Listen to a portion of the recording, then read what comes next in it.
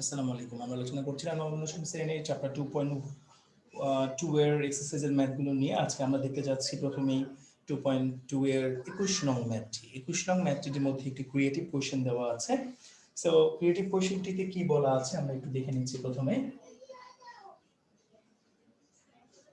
প্রথম যে ম্যাথটি সেটা বলা আছে এ সেটটাকে, একটি সেট দেওয়া আছে, যে এ সেটটাকে আমাদের টেবুলার মেথডে প্রকাশ করতে বলেছে। যেটা সেট বিল্ডার মেথডে দেওয়া আছে সেটাকে টেবুলার ফরম্যাটে লিখতে হবে। ওকে, সো আমি যদি প্রথম ম্যাথটি বলি, a ইকুয়াল টু বলা আছে x is to x belongs to n, x is to x belongs to n, and বলা আছে 2 less than or equal x less than or equal 7.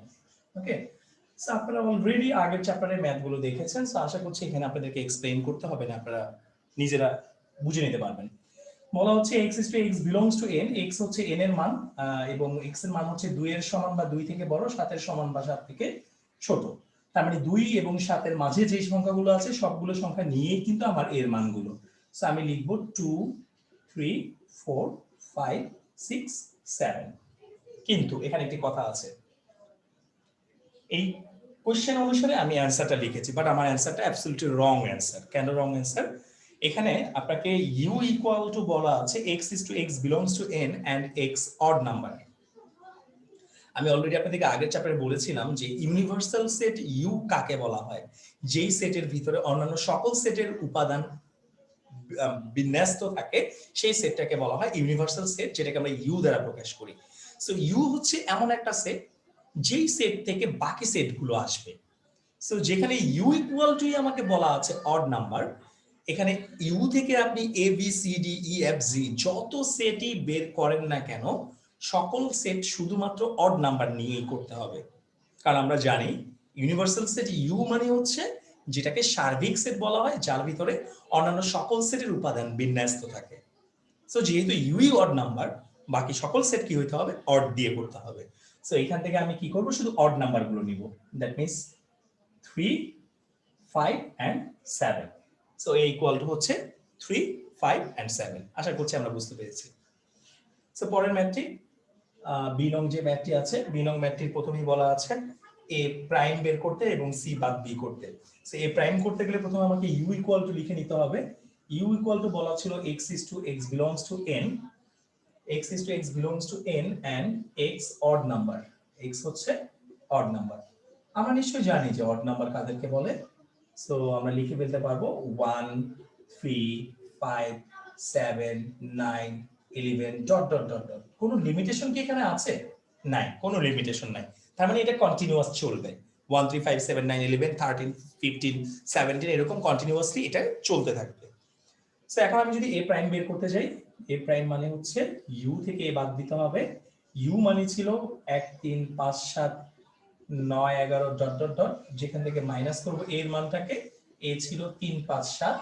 এখান থেকে যদি আমি 3 5 7 কে বাদ দেই, আমরা অলরেডি জানি যে কমন মানগুলোকে বাদ দিয়ে প্রথম সেটে যা অবশিষ্ট থাকে সেটাই হচ্ছে অ্যানসার। সো অবশিষ্ট থাকতেছে 1 9 11 13 ডট ডট ডট। এরপরে বলা হয়েছে সি বাদ বি বের করার কথা। সো সি বাদ বিটা কি, এটা করতে গেলে আমাকে আগে বি বের করে নিতে হবে। বি ইকুয়াল টু বলা আছে, আমি দেখতে পাচ্ছি বি ইকুয়াল টু বলা আছে x is to x belongs to n and 3 less than x less than 6।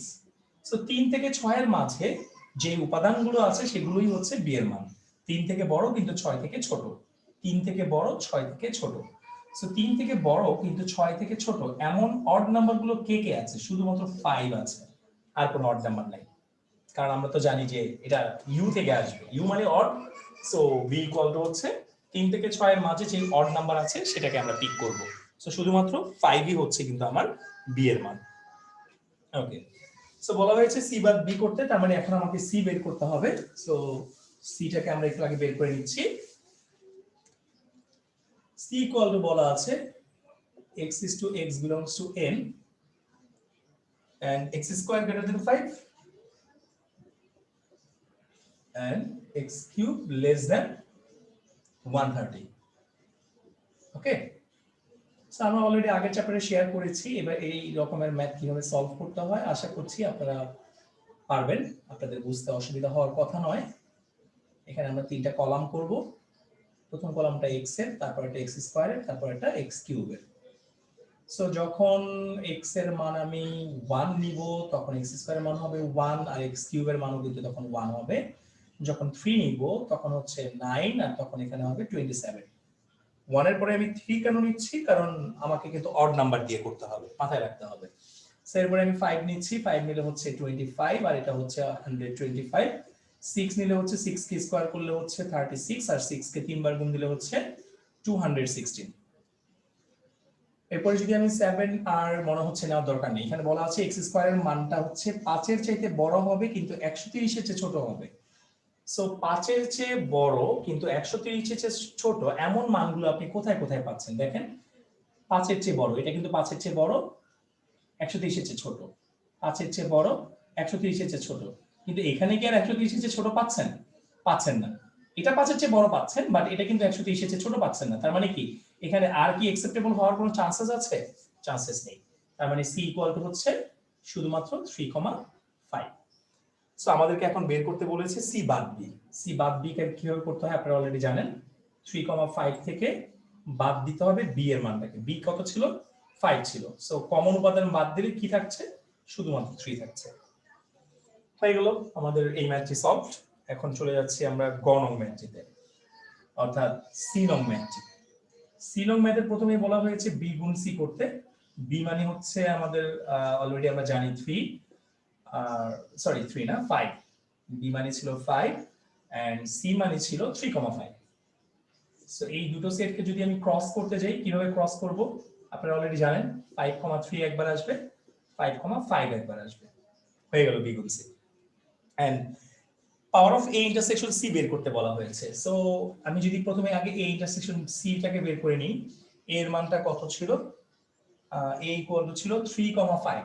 a equal to ছিল 3,5। ওকে, সো a ছিল 3,5 এবং সরি a ইকুয়াল টু ছিল 357। a ইকুয়াল টু ছিল 357। এটা সাথে ইন্টারসেকশন করব c K. c equal to হচ্ছে 3,5। So আমরা জানি ইন্টারসেকশন মানে হচ্ছে শুধুমাত্র কমন মানগুলো, শুধু কমন মানগুলো নিলে এখানে 3,5 পাচ্ছি। এখন এটার পাওয়ার সেট নির্ণয় করতে গেলে কিভাবে নির্ণয় করতে হবে আপনারা জানেন। 3 একবার নিতে হবে, 5 একবার নিতে হবে, 3,5 একবার নিতে হবে এবং একটা এমটি সেট নিতে হবে বা নাল সেট নিতে হবে আর দুই মাত্রা সেকেন্ড ব্র্যাকেট দিয়ে আটকায় দিতে হবে। সো এই ছিল আমাদের নাম্বার 21 ক্রিয়েটিভ। পরবর্তী ভিডিও দেখার আমন্ত্রণ জানিয়ে এই ম্যাথটিকে আমরা এখানে শেষ করে দিচ্ছি। আসসালামু আলাইকুম।